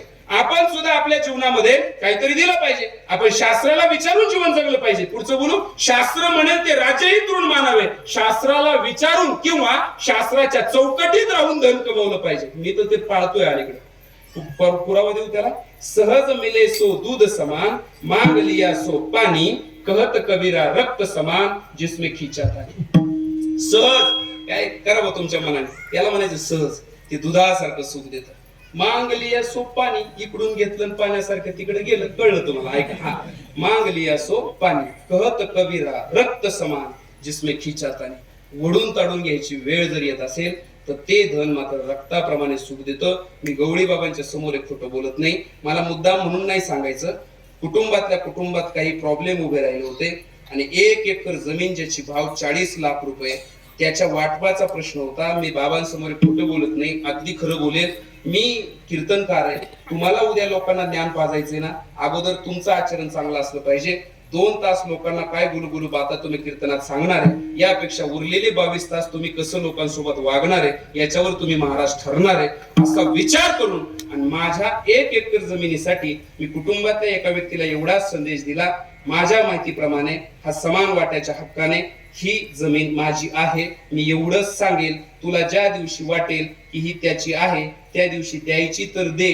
40 नाही 80 लाखाची होऊ दे तिचा भाव, तरी सुद्धा हे शरीर कोर्टाची पायरी कधीच चढणार नाही, हे लिहून दिले बाबा. मी खरं बोलतोय. आणि जर कोणाला भरोसा नसेल माझ्यावरती, आपल्याला उद्या भेटा, थोड्या वेळाने भेटा, सगळे उतारे ऑनलाईन असतात. मला म्हणायचा अर्थ असा आहे की आपण जर परमार्थ प्रेरित करत असाल तर अगोदर तो आपण जगला पाहिजे. आणि मला ते आनंद वाटतो की मी तो जगतोय. चला इथपर्यंत या की आपण दिलं पाहिजे. आपल्याला जे काही परमेश्वराने, मुळात परमेश्वराने आपल्याला जे दिलंय ते पुढे देण्यासाठी दिले, ठेवण्यासाठी नाही दिले. माझं म्हणणं असं आहे का, एक श्लोक सांगतो मी तुम्हाला. न्यायोपार्जितम वित्तम दशमांशेन धीमहि, कर्तव्य विनियोगस्य ईश्वर प्रीत्यर्थ मीवच. श्लोक कसा आहे बाबा? कार्तिक महाराज श्लोक असा आहे. न्यायोपार्जितम वित्तम दशमांशेन धीमहि, कर्तव्य विनियोगस्य ईश्वर प्रीत्यर्थ मीवच. शब्द नीट ऐका. न्यायाने कमवलेल्या संपत्तीतला, न्यायोपार्जितम वित्तम दशमांशेन धीमहि, 10वा हिस्सा देवाच्या, ईश्वर प्रीत्यर्थ मीवच, देवाच्या कार्यासाठी खर्च करावा. जर कमवलेल्या संपत्तीतला 10वा हिस्सा, 100 रुपयातले 10 रुपये जर आपण देवाच्या कार्यासाठी खर्च केले तर 90 रुपये सांभाळण्याची जबाबदारी जगाचा मालक घेत असतो. हे कधी विसरू नका. हे बरोबर आहे. अजून एक बोलू का? 10 रुपये नियमाने त्याचे, कारण ती जमीन त्याची, तुम्ही भोगवटदार आहे. जर त्याच्या नियमाप्रमाणे ती कसायची म्हणली तर तुम्ही जेवढं कमवलं त्याच्यातलं निम्म त्याला द्यावं लागेल. पण तो निम्म मागत नाही. श्लोकात फक्त 10वाच हिस्सा मागितला, बाकीचं तुलाच राहू दे. व्यवस्थित कर, फक्त जमीन काय कर, व्यवस्थित कर, उत्पन्न चांगलं कमव आणि 10वा हिस्सा दे. त्याच्यातही जरी एखादा लय चिंगूस असला तर त्याला माझा निरोप सांगा, म्हणावं नको तू 100रातले 10 रुपये देऊ, कमीत कमी 1 रुपया तरी दे. किती 1 रुपया. तो म्हणे मी ठरवीन काय करायचं, नाही देणार. मग बाबा असं त्याला सांगा माझा निरोप. जर तो कमीत कमी नाही 10, 100रातला 1 रुपया दिला, कमीत कमी 1 रुपया जरी दिला तर देव 1च रुपया घेतो, तुला 99 रुपये ठेवतो. पण तो जर 1ही रुपया नाही दिला तर देव 99 रुपये घेतो आणि तुला 1च रुपया ठेवतो. नाही कळलं तुम्हाला? कळल्यावर सांगायचं बरं का मला, म्हणजे मला पुढचं बोलतंय ना. काही लोकांना लय जड जात आहे तसं ना. शेवट किती लागतो मग? 1च रुपया लागत. आता ज्याला कळलं त्याला कळलं. बघा अजून एक वाक्य आताच बोलून जातो. देवाचा वाटा जर देवाला दिला नाही, पुढचं वाक्य नीट ऐका. हे बघा, आपल्याला जे दिलंय का नाही तुमच्या पदरात, तुमच्या आई वडिलांचा वाटा त्यांचा देऊन टाका, तुमच्या मुलांचा वाटा त्यांचा देऊन टाका, तुमच्या पितरांचा वाटा त्यांचा देऊन टाका, तुमच्या देवाचा वाटा त्यांचा देऊन टाका, देशाचा धर्माचा वाटा आणि गायीचा वाटा देऊन टाका. जर तुम्ही तुमच्याच गळ्यात घालायचा प्रयत्न केला, ते धन पचवू शकत नाही. ते जर तुम्ही तुमच्या घशात घातलं तर ते कुणीकडून तरी बाहेर निघत आहे. आता ते मला लय सांगायला लावू नका, मी अनुभव घेतलाय. ऐका जरा, लक्ष देऊन ऐका. हा, ज्याला काही लोक म्हणलं ना ऐका देतात, काही लोक सोडून द्या, नळी फुंकती सोनार आहे. चला ते बरोबर ऐका, लक्ष द्या. 10वा हिस्सा तरी आपण देवाला दिला पाहिजे. त्याचा परिणाम असा होतो, आपण जर 10वा हिस्सा देवाला दिला तर बाकीचं धन हे दैवी संपत्तीमध्ये वर्ग होतं. आणि पुढचा मुद्दा असा आहे, जर देवाचा वाटा देवाला दिला नाही, गैरसमज करून घेऊ नका का देवाला घेता येत नाही. तुम्ही जर तुमच्या मनाने दिला नाही आणि त्याने जर तुम्ही इमानदारी जर इन्कम टॅक्स भरला नाही आणि त्याने जर ईडी डिपार्टमेंट पाठवलं तर ईडी वडायला सुद्धा काही राहत नाही. हे असंच आहे बुवा. पाईपातून नळीतून कुठून अवघड आहे. ऐका आता पुढचं ऐका. जर देवाचा वाटा देवाला दिला नाही तर तो 3 मार्गाने काढून देतो. ऐका, देवाचा वाटा जर तुम्ही देवाचा वाटा देवाला दिला नाही तर ती संपत्ती अन्यायाची बनते आणि अन्यायाच्या संपत्तीचा नियम असा आहे, अन्याय उपार्जितम वित्तम 10 वर्षांनी तिष्ठती प्राप्तेचे 11 वर्ष समूलम विनश्यते. हा त्याचाच तो जो श्लोक पाहिलाय ना, हा दुसरा श्लोक आणि पहिला श्लोक दोघं सख्य मावस भाऊ आहे. ह्याचा उलटा आहे तो. अन्याय उपार्जितम वित्तम 10 वर्षांनी तिष्ठती. अन्यायाने फसवून लुटून दुसऱ्याला त्रास देऊन कमवलेली संपत्ती ही 10 वर्ष तुमच्या जवळ राहते. 11व्या वर्षी तुमच्या सहित तुमचं वाटुळं. आमच्या तिकडे लय लांबच्या जिल्ह्यामध्ये एक बँक होती. नको तू विशेष नको, आपला बदलून घेतो. काय करावं काय आपलं सर सांगावं का नाही, पंचायत झाली बा. अहो ते लोकांनी एका खोटं बोलत नाही. मी गवळी बाबाच्या समोर तुम्हाला जे समजायचं ते समजा. एका बाईनं अनिल बिडे नावाची माणूस आहे, त्याची पत्नी अंगणवाडी म्हणजे भात बनवते. तिनं तिच्या पोरीच्या लग्नाकरता, मी खरं बोलतोय गादीवर, तिच्या पोरीच्या लग्नाकरता तिनं जेवढे पगार आले तेवढे साचवले. सुभाष दादा 4.5 लाख रुपये तिने बिचारीने साचवले आणि या हरामींच्या बँकेत टाकले. पुढचं तुम्हाला कळलं. आता काय त्याचं पुढं फेडणार आहे ते मला सांगा. नंबर लागत असतो. मी अन्यायाने कमवलेली संपत्ती एक दिवस तुमचा हिशोब घेते. हे असं बोट ताट करून बोलतोय मी, समजून घ्यायचा प्रयत्न करा. म्हणून आपल्या संपत्तीला अन्यायाचं बनवून द्यायचं नसेल तर कोणाचं आपल्याकडे नको, आणि आपल्याकडे जर कोणाचं आला असेल तर त्याच्या दुप्पट देण्याची तयारी ठेवा. देव तुम्हाला कधीच कमी पडून देणार नाही. आपलं वाक्य बघा. अजून एक सांगू, मी तुम्हाला एक उदाहरण सांगतो लगेच पुढे चालतो. 2 श्लोक सांगितले, अजून त्याच्या पुढचे श्लोक सांगतो. देव देवाचा वाटा घेतल्याशिवाय राहत नाही. मला सांगा, गांधीन माशी तुम्ही पाहिली ना? गांधीन माशी पाहिली ना? गांधीन माशी इतकी प्रामाणिक आहे. गुरु दत्तात्रेयांनी 24 गुरुपैकी गांधीन माशीला गुरु केलेले. बघा का गुरु केलं? कामाच्या बाबतीत अति प्रामाणिक. 9:30ची ड्युटी असली तर ती 9लाच जाते. मुद्दा नंबर 2, तिला नाताळची सुट्टी ती घेत नाही, रविवारची सुट्टी ती घेत नाही. कसे कोणाचं बोलतोय मी? गांधीन माशीचं. इतकी इमानदार काम करायला, ऊन जरी असलं तरी ती डोक्यावर पदर घेऊन काम करते, पण सुट्टी घेत नाही. आणि तिला कामावर असल्यावर जास्त वेळा कधीच लगविला लागत. असो, ज्याला कळन त्याला कळन. ऐका, ते असं सगळं काही इमानदारीनं ती मध गोळा करते. काय करते? मग मध हे तिचं काय? धन. एवढं धन गोळा करते. पण तिच्या बाबतीत वाईट गोष्ट अशी, ती एवढं धन गोळा करते, स्वतः खात नाही, घरच्याला खाऊ देत नाही, दुसऱ्याला देत नाही. मग एक दिवस पारडी येतो, हाय तेवढं घेऊन जातो. आता म्हणा माया माग तुला ना मला आता काय करावं ते असं. मग ऐका, आपलं कोणीतरी हे बघा, मी एक बोलू का? आपल्याला परमेश्वराने ओंजूळ दिली. ओंजुळात बसणार धन हे आपल्या करता असतंय. की ओंजूळ भरून जर पडायला लागलं, इमानदारीत ते दुसऱ्याला देण्याची इच्छा ठेवा. देव तुम्हाला कीर्ती सहित 90 पर्यंत सुखाने जगवतो, ही गॅरंटी माझी. आणि तुम्ही म्हणाल एवढं ज्ञान काय तुम्ही आम्हालाच पाहिजे द्या काय? तुमचं काय? आमचं बी घ्या ऐकून. हे मला कळलं 2019ला. 19ला कळल्यानंतर मी म्हणलं नाही, आपला बाप एकदम गरीब बापाचा आपण सुपुत्र. आपण एवढं भाग्यवान की आज आपण कुठपर्यंत पोहोचलोय. त्यातले त्यात असे जन्म देणारा एक बाप, माळ ज्यांच्या नावाची घातली ते ज्ञानेश्वर महाराज हे आमच्या अध्यात्मातले गुरुपिता. दुसरे 2 जन्म होतात बघा. आपला माळ नाही तोपर्यंतचा एक जन्म, माळ घातल्यापासून पुढचा जन्म. परत एक दिवस विचार केला, चांगल्याला ही उंची या उंचीपर्यंत पोहोचता येत नाही. चेष्टा वाटेल ते सांगायला गेलो का आमचे 2-4 महाराज लोक मलाच बोलतील. असा गोल फिरायला लागले. गोल एका बाजून निघाला 2-4 दिवस असा फिरत मग 5व्या दिवशी घरी जातो. एवढं जर मागणं होत असेल, 5-5 जिल्ह्यामध्ये जर आपल्याला मागवलं जात असेल, तेही एका गरीब दुबळ्या बिचाऱ्या गरीब बाप, स्वभावाने सुद्धा पैशाने सुद्धा गरीब बापाचा जर मी पुत्र असेल आणि जर एवढी उंची मला मिळाली असेल, ती जर ज्ञानोबरायांच्यामुळे मिळाली असेल, तर ज्ञानोबरायांच्या असणाऱ्या ऋणातून थोडा तरी उतराई होता यावा म्हणून 1 एकरामध्ये गुरुकुल काढले आणि 25 मुलं सांभाळतोय. आणि आता 2 गायी माझ्याकडे, अजून मला गोशाळा काढायची. आता नाही, आता आमच्यात बी काय असेल बरं का, आमच्यात बी काय असेल. ते असं म्हणतात 51,000 पाकिट घेणार आणि जाताना म्हणणार उद्या आपलं कीर्तन रेणवडीला या बरं का, मग आणि आणेल तुला. असं म्हणलं पाहिजे. या दादा तुम्ही भेटले बरं झालं, पण आपल्या आश्रमाला कधीतरी भेट द्या बरं का. म्हण तुझं काय आहे ते दाखव ना. इथला कार्यक्रम तिथं इथं अकाउंट तिथं अकाउंट असू दे. हे एवढं काढून टाका बरं का, नाही तर मार खायला लावतात मला वड्यात. असं लय खरं बी लोकांना चालत नाही. हा लक्ष देऊन ऐका, खरं बोलत का असं. मला असं वाटतं की मी कशासाठी सांगत होतो, आपला वाटा आपल्यातून काहीतरी देवाला दिला पाहिजे. मला ते थोडं पवायला तर द्या. तुम्हाला देव थाळावर देतोय, तुम्ही राळावर देण्याची तयारी ठेवा. मी अजून एक सांगू, धरण पाहिलं का तुम्ही? धरण पाहिलं का नाही सांगा असं बोला. हा धरण पाहिलं का नाही? त्यांच्या भाषेत बोलायला कसं बोलत राहू दे. मग आता मी काय फार स्वर ताल सगळं सगळं गुंडाळून ठेवा काय? पाहिलं का नाही? अरे काय काय काय धरणाला गावाच्या टाकीतूनच पाणी येतं ना, पिण्याच्या पाण्याच्या टाकीतून. धरणाला कुठून पाणी येतं? कुठून येतं मग?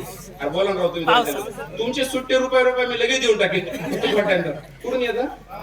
कुठून येत?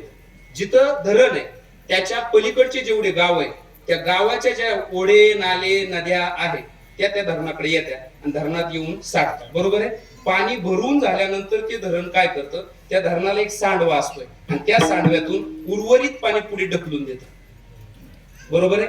तुम्ही अशी कल्पना करा, जर धरणाला सांडवाच नसता तर, जर धरणाचा सांडवा नाही वरून ती भीत जर जसं पाणी येईल तशी वाढत गेली असती तर, आपला भागच हिरवा नसता. पाहता काय? ऐका इकडे लक्ष देऊन ऐका.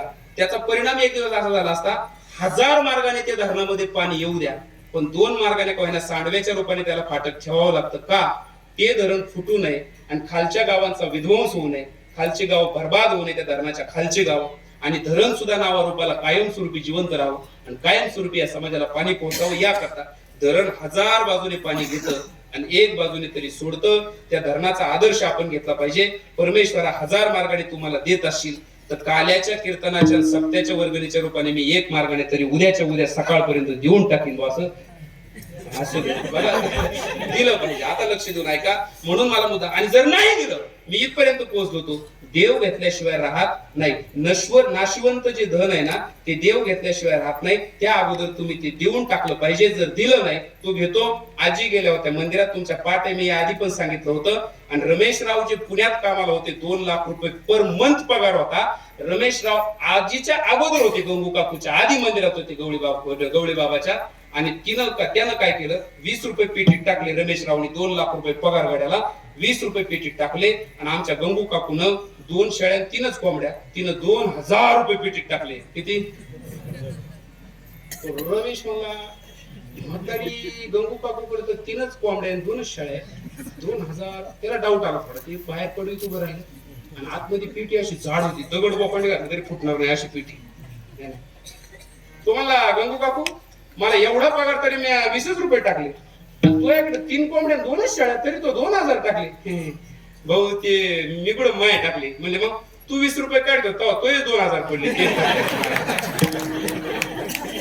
आता इथून पुढे वाक्य ध्यानात ठेवायचं, देवाचा वाटा तुम्ही जरी नाही दिला, त्याला चांगल्या पद्धतीने घेता येतो.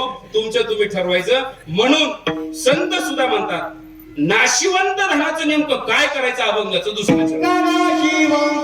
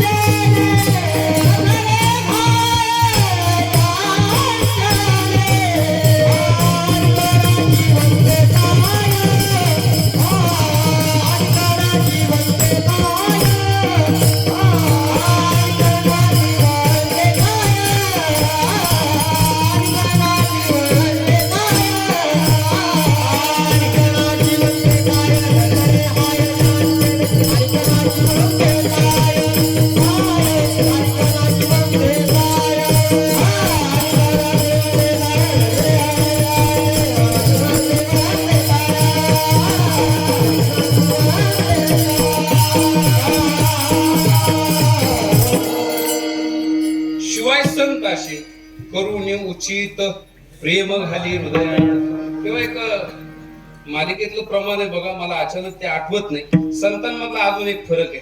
संत जे तुम्ही मागतात ते देत नाही. दाता तोच एक जाणा. तुम्ही मागा ते संत देत नाही. पुढचं वाक्य ऐका, तुम्हाला जे पाहिजे ते संत देतात. आता कोणाला कळालं माझं बोलणं नीट ऐका. तुम्ही जे मागतात देव देईल, तुम्ही जे मागतात ते देईल. जे मागतात ते देईल. पुढचं वाक्य ऐका, संत तुम्ही जे मागतात ते देत नाही, संत तुम्हाला जे पाहिजे ते देतात. आता या अर्थ कोणाला कळाला का नाही? तू पुढून सांगतो. असं आहे, आपल्याला कशाची गरज आहे, आपल्याला कशा वाचून काय कमी पडणार आहे, संत विचार करतात. ज्या योगाने याला देवापर्यंत पोहोचता येईल ते मी दिलं पाहिजे. बाकी सगळं चालूच आहे. अन्न वस्त्र निवारा कुठं कमी आहे आपल्याला? अनेक नाशिवंत काय कुठं कमी आहे मला सांगा ना? कुठं कमी? अन्न वस्त्र निवारा एकेकाळी असेल, आता कुठं कमी? अन्नाचं जर म्हणाल तर कुठं कमी? तुम्हाला सांगतो 10 किलोमीटर मध्ये 2 लग्न असतात. तुम्ही फक्त एवढी जबाबदारी ठेवायची, जायचं नवरदेवाकडले भेटलाय तर नवरीकडला सांगायचं, नवरीकडला भेटलं तर नवरदेवाकडला सांगायचं, दाबून जेवायचं. कोण काय म्हणते मला सांगा? कुणी विचारलं का कार्ड तुम्हाला? आधार कार्ड दाखव, ढवळपुरीचा आहे का नरसळेवाडीचा आहे? कोणी विचारलंय राव? खरंय का? खरंय का? जेवा ना बिंदास, काय अडचण आहे तुम्हाला? तुमचं स्वाभिमान लय दावण काय नाही. आपण दुसऱ्याची त्याची नको उमर रुपाशी काय करायचं? आमच्या वारकरी संप्रदायामध्ये पहिली एक गोष्ट शिकवली जाते, मधुकरी मागणी. मधुकरीचं अन्न असे, भिक्षा अन्न हे जगातलं सगळ्यात पवित्र अन्न आहे बघा. तशी तयारी जर ठेवली, वारकरी संप्रदायात पहिले हेच शिकवलं जातं. पोटा वाचून आडेल, बाकी गोष्टी वाचून आडणार नाही. मग पोटाचा प्रश्न मिटावा म्हणून माझ्या माऊली ज्ञानोबरांनी त्यांच्या काळात घालून दिलेला पायबंद म्हणजे मधुकरीचं अन्न खा. आता मला त्याच्यावर लय वेळ थांबायचं नाही, मला पुढे जायचे. अन्न वस्त्र निवारा. मग जेवणाचा प्रश्न मिटेल का नाही आताच्या काळात? पुढे जागरण, पुढे लग्न, पुढे बारी, पुढं कंदुरी आपले हे आता चुकून आलं माहिती तोंडात काय चालूच असतात. नाही जमत काही लोकांना. आता काय करावं? ऐका वाटते ना ऐकल्यावर. बरं, आता 2 नंबर. 1 अन्न, 2 वस्त्र. वस्त्राची काय अडचण आहे का? जर असनच तर काय करायचं? कुंभमेळा भरला ते मी सांगू का? आता जायचं, त्यांच्यातली एकाची गाठ घ्यायची, पाया पडायचं, त्यांच्या सगळंच निघायचं. कपड्याचीच गरज नाही. लक्ष देऊन ऐका. दुसरा सुद्धा मुद्दा या महाराष्ट्रात मिटू शकतो. तुम्ही ठरवलं तर तुम्ही नंगे साधू सुद्धा बनवू शकतात. मग आता कपड्याचा प्रश्न राहिला का? त्या कपडे घेतले म्हणजे असं नाही. राहू दे, ऐका. पहिला अन्नाचा प्रश्न मिटला, वस्त्राचा प्रश्न मिटला. आता राहिला प्रश्न निवाऱ्याची सुद्धा काय अडचण नाही. तुम्ही कोणत्या गावाचा सभा मंडप, मी म्हणतो तो कोणा द्यायला असो, मला त्याच्यावर काय बोलायचं नाही, पण तो आहेच. आता काय करायचंय तुम्हाला? तुमचं मन तुमचं थोडं असं मोकळं करायचं. बिंदास सगळं काम उरकलं का सभा मंडपात जाऊन झोपायचं. काय अडचण? आपली खोडीचे लय ते म्हणतो मी सभा मंडपात झोपण, पण सभा मंडप माझ्या नावावर पाहिजे. मग निघ तू वाड्यात जाऊन झोप. तू काय लायकीचं नाही. तुला घेणं काय पडलं? कोणाच्या नावावर असं फक्त झोपायचंय का नाही? मग अन्न वस्त्र निवारा याची अडचण सध्या तरी या महाराष्ट्राच्या मातीमध्ये नाही. अडचण जर काय असेल तर आपल्याला परमार्थ रूपी धन प्राप्त झालं पाहिजे. ती अडचण निश्चित असेल आणि ती संतांच्या रूपाने आपल्याला प्राप्त होते. संत आपल्याला जे पाहिजे ते देत नाही, तुम्हाला ज्याची गरज आहे ते देतात. मी एकदा सांगतो, पण अगोदर एकदा भजन घ्या आणि मग आपल्याला संत काय मागितल्यावर काय देतात त्याचं उदाहरण देतो. विठोबा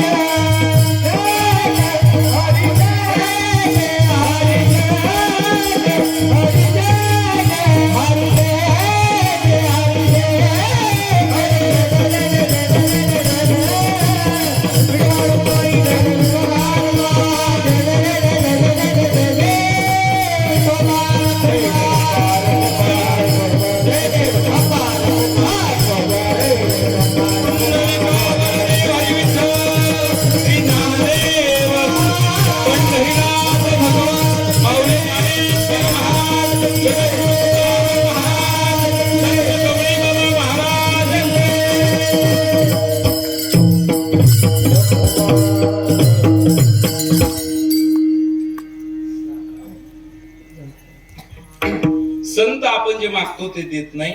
आपल्याला जे पाहिजे करुणी उचित आपलं उचित बघतात. ऐका, आपलं ज्याच्यामध्ये हित आहे ते बघतात, ते देतात, मग ते भरपूर देतात. संतांच्या दरबारात गेले तर मागू नका, उलट मागितल्यावर तुमचा तोटा होऊ शकतो. न मागता एवढंच म्हणा देवाला, जे करायचं ते फक्त माझं तुझ्या इच्छेने भलं कर, तुझ्या इच्छेने माझं. आता अभंग मला आठवला, गोमटे ते करा माझे भारवजे. म्हणा गोमटे ते भारवजे. सांगा असं आता याला पोट भरजो घाला. ऐका चांगलं म्हणजे ऐका इकडे बघा, गोमटे ते करा माझे. तुम्हाला सांगू का, हे बघा ऐका बरं का, तुम्ही आचरण पाळलं समजा, अभंग स्वर ताल थोडा इकडे इकडे झाला तरी काय अडचण, माझं ऐका तर. आणि कीर्तन असं संत गतीने करायचं. मी इथून मागे नुसतं घे घास पे पाणी घे, माझ्या डोक्यात काय असायचं, कीर्तन लोकांना आवडलं पाहिजे आणि भारी झालं पाहिजे. हळूच कळालं नंतर मला जरा दमादमाने का ते आवडाय बिवडायचं काय नसते.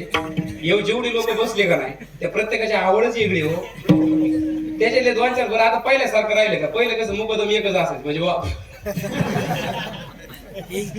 आता तसं नाही राहिलं, आता युट्यूब ते आपले ते कार्ड आहे बघा, ते हॉटेलला गेलं ते जेवायचं कार्ड काय, हा मेनू कार्ड, हा बरोबर तेच हा. तुम्हाला सांगतो त्याच्यावर लिहिलेलं असतं भाजीची भाव हा, भाजी ही आणि भाजीचा भाव हा. पालक पनीर 120, काजू करी 320, पनीर मटर 220, फुळूक पाणी 30 रुपये. तसं आता सध्या कसं झालं, श्रीहरी महाराज एक व्हिडिओ क्लिप गाजली, भुंगवली, ती पाहिली एखाद्याने, लय लोक हसवले, 51 हसवले.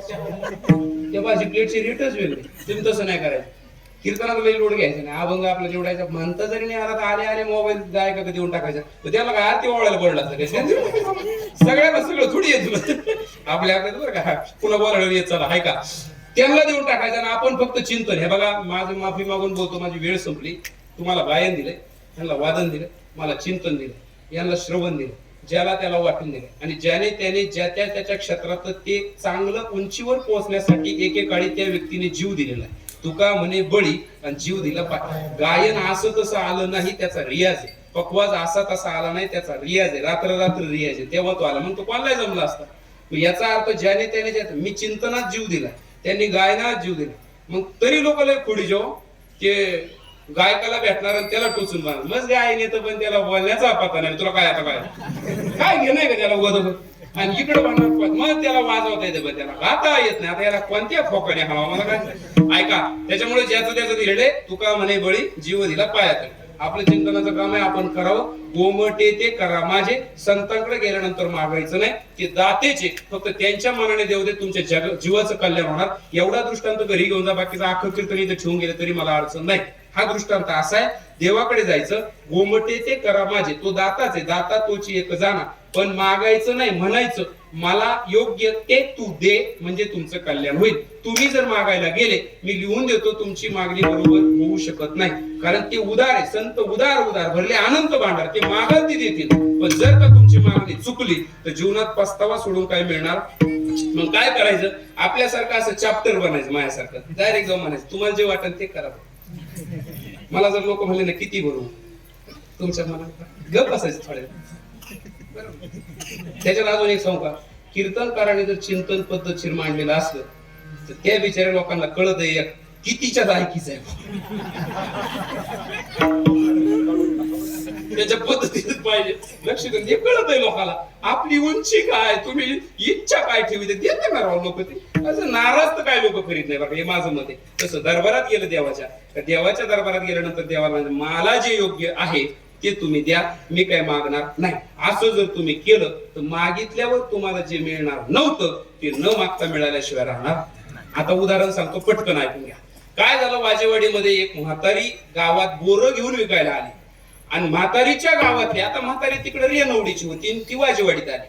म्हातारीच्या गावातली एक पोरगी घरा शेजारची याच गावात वाजेवाडीत येईल होती आणि तिचं पोरग वाट्याच्या खाली खेळत होतं. आणि बोरावाली म्हातारी गल्लीतून आली आणि पोरग पळत गेलं, आजे मला बोर दे. आता म्हातारी म्हणले त्याला पैसे लागत आहेत. तर त्या पोराची आई बाहेर आली आणि ती म्हातारी म्हणली बघ बाया, ही तर माझ्या रेनवडीतलीच ना, मग तुला इथं दिलं काय. म्हणले हा आजी. हे तुझंच आहे का. म्हणले हा आजी. मग कशाला पैसे लागत आहे, ये इकडं. मग ते पोरग, ती पाटील, ती म्हातारी पाठी खाली टेकवली, फडकं वरच काढलं आणि पोराला सांगितलं तुला पाहिजे तेवढं घे. पण पोरग ढवळपुरीच्या पाण्यात होतं. ते म्हणलं नाही नाही, दुसऱ्याच्या पाठीत आपण हात घालून बोलला का राहू तुम्ही मला असं काय करता. हा, दुसऱ्याच्या पाठी त्याला कळत बरं का एवढ्या दुसऱ्याच्या पाठीत असू द्या, आता ते आपण थांबवा. त्याला कळत दुसऱ्याच्या पाठीत हात घालू नये. म्हातारीला एवढं नवल वाटलं बाबा या माझ्या गावाची शान आहे, काय पोराला संस्कार आहे. ते पोरग असं म्हणल्यानंतर म्हातारी म्हणली अरे घे भाऊ. म्हातारी म्हणली नाही आजी, मी पाठीत हात घालणार नाही. आजी तुला काय द्यायचं तो मनाने द्या. आता ते नेमकंच चौथीचं का दुसरीचं तिसरीच होतं, ते शाळेतून आता शर्टिंग तेव्हा ते काय हाफ चड्डी शर्टिंगची पॅन्ट बघा. म्हातारीने त्याला जवळ ओढलं. म्हातारीने काय केलं, त्याच्या ते खालचे दोन्ही खिसे आहेत का नाही ते भरवलेत, वरचा खिसा आहेत का नाही त्याच्यातच बोर भरवलेत. आणि ते पोरग आधी शर्टिंग करून होतं, या 2 गुंड्या त्याने ते टार्गेटच होत थोडं, ते लावितच नव्हतं गुंड्या, ते काय ते इथं बी घातले. हे पोरग जाम फुल भरलं. म्हातारी म्हणली बाई चांगलं झालं, तो किती बाग आहेत, किती चांगलं पोरग आहे, चांगले गुण येऊ का आता चहा पाका. म्हातारी काढून दिली.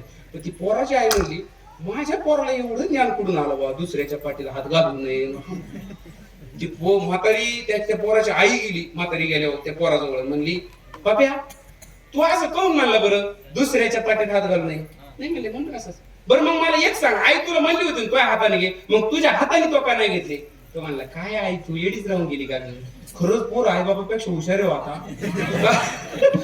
आई बापाला मोबाईल चालवता येत नाही, इकडून मोकळं करते. ती म्हणले आई तू किती भोळी राहिली का. म्हणले माझ्या हाताने मी खायला बोरं घेऊ. म्हणजे काऊन माझ्या हात तूच बघ, मी किती दुसरीला माझ्या हात एवढे किती बोरं बसले असते, 2 नाही तर 4. म्हातारे दिल्यामुळे बघ खालचे खिसे वरचे खिसे ढेर भरली. म्हणजे ज्याला कळन त्याला कळन, त्याच्या हाताने घेतले असते तर मुठभरच आलं असतं. पण त्या म्हातारीच्या हाताने दिल्यामुळं त्याची खाऊन इच्छा उरण एवढं ज्यादा दिलं. तसं संत जरी देणारे असले आपण मागू नये, माथा टेकवावा आणि गोमटे ते करा माझे भार ओझे तुमाशे असं म्हणावा. ज्ञानेश्वर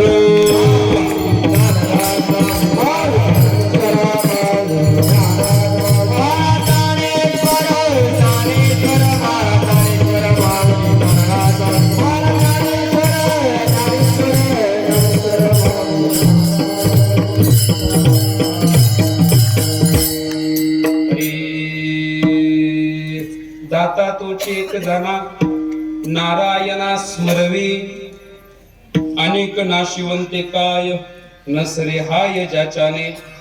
यावे तया काकुळती जे दाविती सुपंथ, तुका म्हणे उरी नुरे त्याचे खरे उपकार. अनेक नाशिवंते काय नसरे हाय ज्याच्याने. सेवा माझ्या यथामती बुद्धिशक्तीप्रमाणे मी आपल्या समोर या अभंगाचं चिंतन ठेवण्याचा प्रयत्न केला.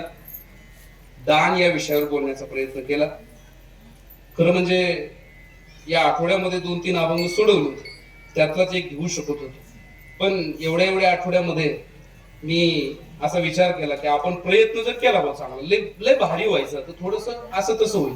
पण नवीन मध्ये माझ्या वेगळे आणि स्वतः तयार केल्यामध्ये अजून माझ्या वेगळे.